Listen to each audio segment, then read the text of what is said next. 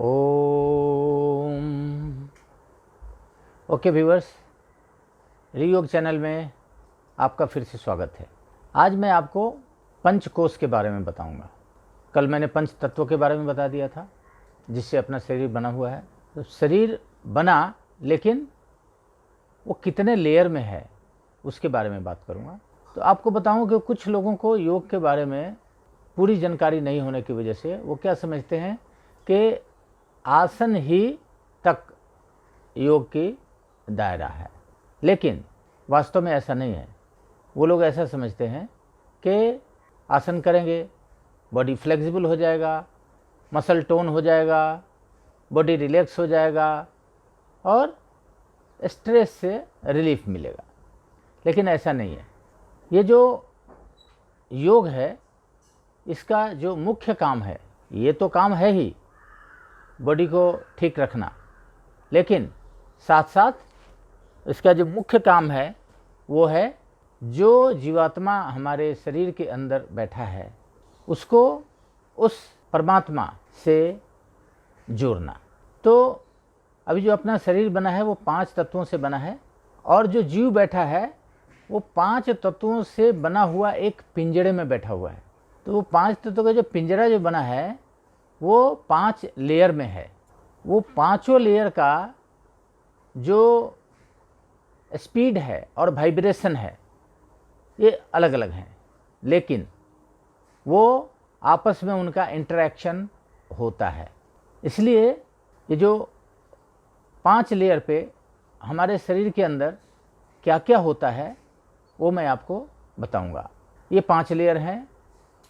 अन्नमय कोश, दूसरा प्राणमय कोश, तीसरा मनोमय कोश, चौथा विज्ञानमय कोश और 5वां आनंदमय कोश। तो पहले मैं बात करूंगा सबसे आउटर लेयर जो अन्नमय कोश। जैसा कि इसका नाम है, इसके नाम से ही पता चलता है कि ये जो लेयर है वो अन्न से बना हुआ है। जो हम लोग खाते हैं उसी से ये शरीर का आउटर लेयर बना हुआ है। जैसे कि आप देखें या जानते होंगे कि पूरा यूनिवर्स, ये पूरा सृष्टि अन्न के ऊपर जी रहा है और अन्न में ही विलीन हो जाता है। तो ये जो अपना बाहरी लेयर है, ये अन्नमय कोश शरीर का सबसे बाहरी लेयर है। जैसा मैंने बताया कि अन्न को खाने से ये लेयर बनता है, और ये 5 तत्वों का बना हुआ है। जैसा कि पहले बताया, अग्नि, आकाश, वायु, जल और पृथ्वी। ये जो अन्नमय कोश है ये क्या करता है, इसमें हम लोगों का फिजिकल पर्सनालिटी बनता है। अन्न के खाने से हमारा फिजिकल पर्सनालिटी बनता है, जो हम दूर से दिखाई देते हैं कि हाँ ये आदमी ऐसा फिजिक का है। तो ये अन्नमय कोश का ये है। इसको हम लोग किस तरह से केयर करते हैं, आप सभी इसका केयर करते हैं।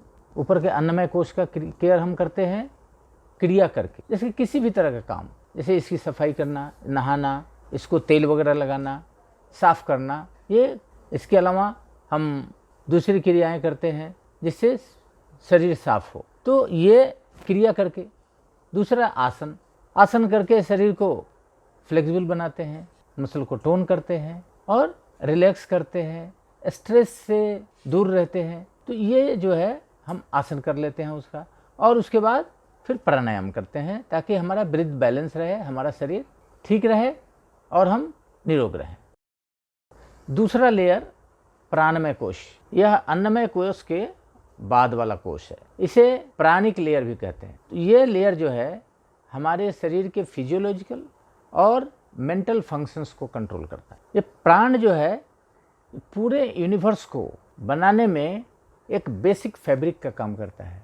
जिस तरह से कपड़े को बनाने में थ्रेड जो है एक बेसिक रिक्वायरमेंट है, बेसिक फैब्रिक है, तो उसी तरह से एक यूनिवर्स को बनाने के लिए प्राण जो है वो बेसिक फैब्रिक है। बिना उसके कुछ जीवित नहीं रह सकता, कोई चल नहीं सकता। इसलिए कहा गया है कि प्राण ही जीवन है। तो प्राण हमारे शरीर के छोटे से छोटे सेल्स तक बिना किसी अवरोध के, बिना किसी रुकावट के एक रिदमिक वे में पहुंचता रहता है ताकि हमारा सेल जिंदा रहे और स्वस्थ रहे।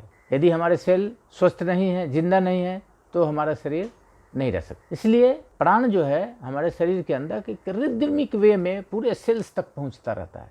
अभी ये लेयर बाकी दूसरे सभी लेयरों को एनर्जाइज करता है। ये लेयर जो है, जैसे मैंने पहले बताया कि पहला लेयर यानी अन्नमय कोश के बाद का है और मनोमय कोश से पहले है, अर्थात अन्नमय कोश मतलब बॉडी और मनोमय कोश मतलब माइंड। तो दोनों को जोड़ने का काम, ब्रिज का काम करता है ये प्राणमय कोश। अन्नमय कोश और मनोमय कोश को जोड़ने का एक काम करता है प्राणमय कोश। तो अभी प्राण जो है, प्राण बोलें, श्वास बोलें, ये हमारे बॉडी और माइंड के बीच का जोड़ने की कड़ी है। अभी इसको, इस लेयर को हम लोग कैसे ठीक रखते हैं? तो प्राणायाम के द्वारा। इसको कंटिन्यूअस रिदमिक वे में प्राणायाम करके इस लेयर को स्ट्रेंथन करते हैं। तो अभी तक मैं आपको 2 कोश के बारे में बताया, अन्नमय कोश और प्राणमय कोश। अभी जो दूसरे 3 लेयर हैं हमारे शरीर के, उनके बारे में मैं आपको कल बताऊंगा। चूँकि मैं आपको एक साथ सभी यदि बताऊंगा तो आप थोड़ा कंफ्यूज होंगे, समझ नहीं पा सकते हैं, तो इसलिए, और वीडियो लंबा भी हो जाएगा, इसलिए मैं बाकी के 3 लेयर को कल बताऊंगा। तब तक के लिए धन्यवाद।